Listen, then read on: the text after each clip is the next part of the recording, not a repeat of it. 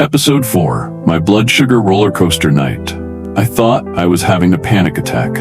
My eyes snapped open. My heart was pounding. My body felt cold and clammy. My thoughts were scattered, like they'd been thrown against a wall and were sliding down in different directions.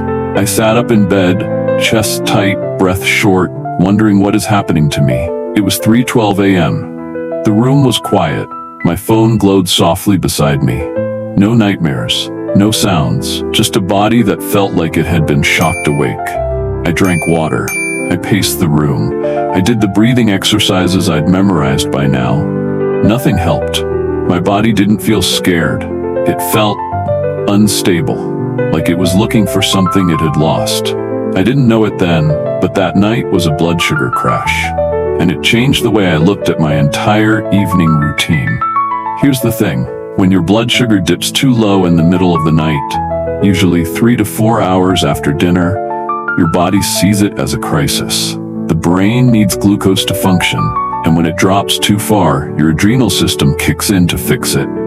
Cortisol rises, adrenaline releases, your heart races, your nervous system snaps into alert. You wake up not because of anxiety, but because your body thinks it's starving.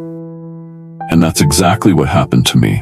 The day before that 3 a.m. wake-up had been chaotic. I skipped lunch, had a sugary iced coffee in the afternoon, ate a light dinner, a salad with some crackers, because I wanted to be healthy. I went to bed early, proud of myself for finally getting a good routine. But my body had a different experience. It didn't feel nourished. It felt abandoned. That's when I learned. It's not just what you eat. It's whether what you eat keeps your blood sugar stable through the night.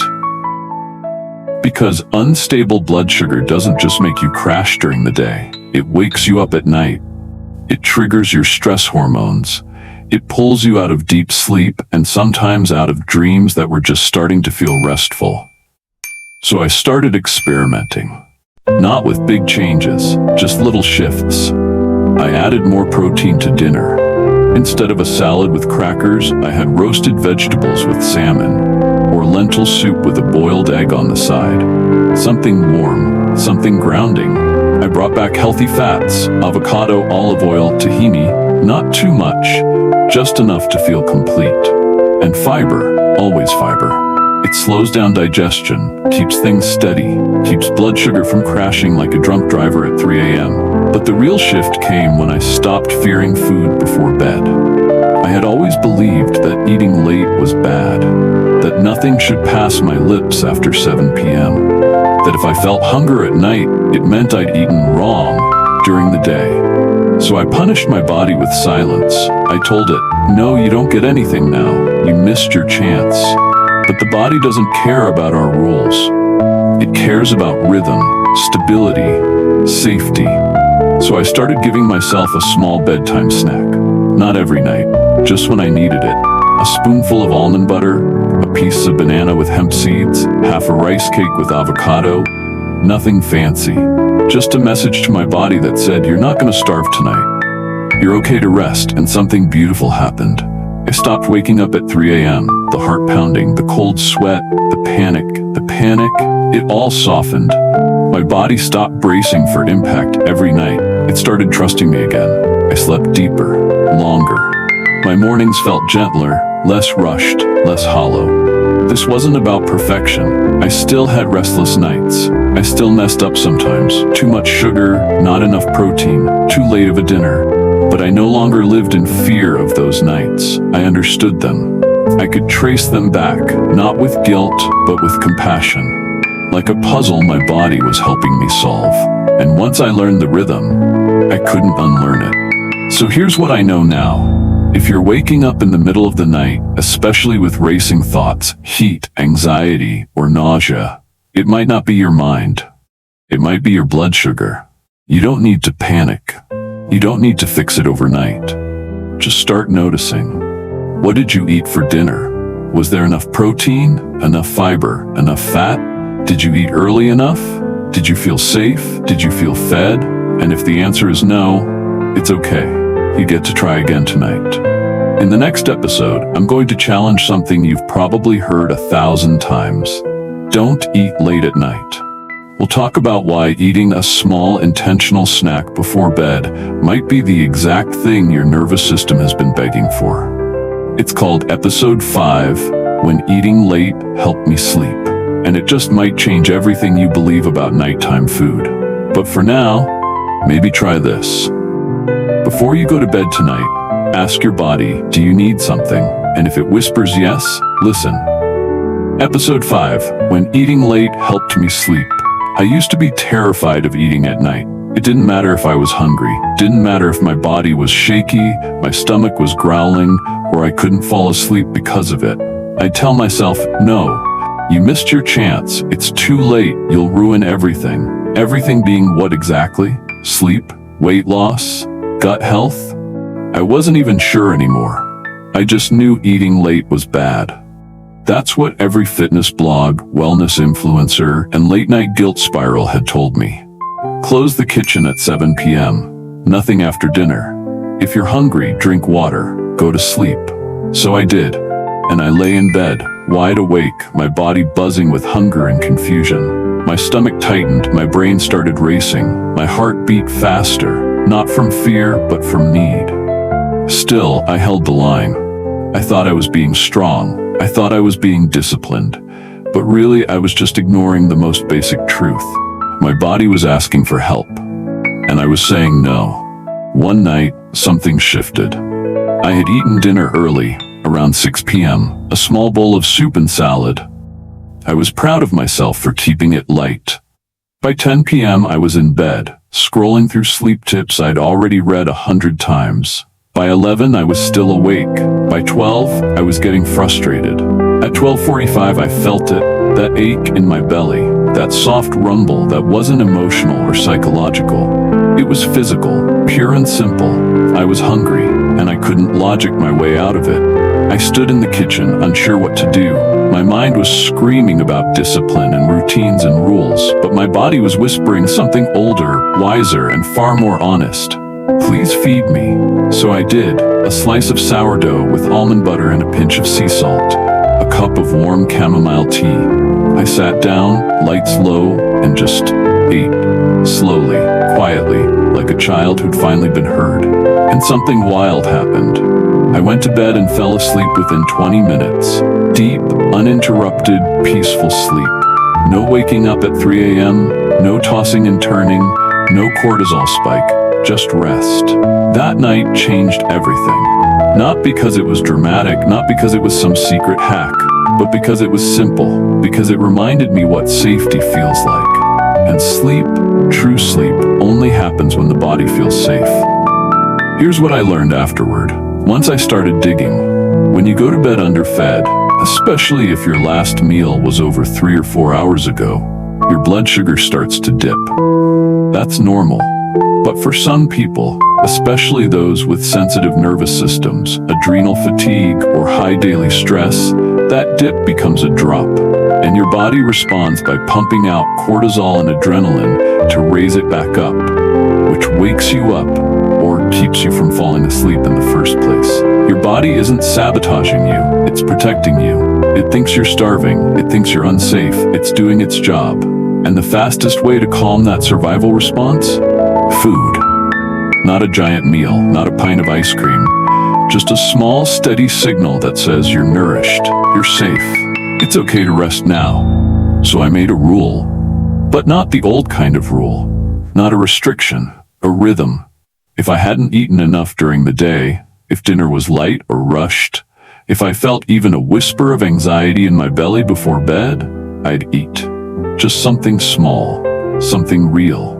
Something stabilizing. Half a banana with peanut butter, a rice cake with tahini and cinnamon, Greek yogurt with a sprinkle of oats, a boiled egg with a slice of avocado, nothing fancy, nothing fussy, just food that felt like a lullaby. And night after night, my body started trusting me again. The panic faded, the hyper-alertness softened. I no longer had to fight my way into sleep. I was being led there. Gently, kindly. Now, to be clear, eating late doesn't fix everything. If you're drinking too much caffeine, skipping meals, eating high-sugar dinners, or going to bed overstimulated, one snack won't undo it all. But it can be a bridge. A moment of reconnection, a reset. We're so conditioned to fear food, especially at night.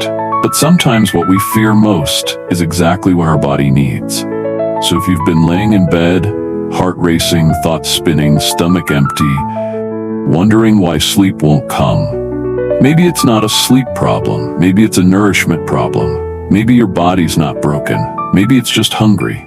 For food, for rhythm, for safety.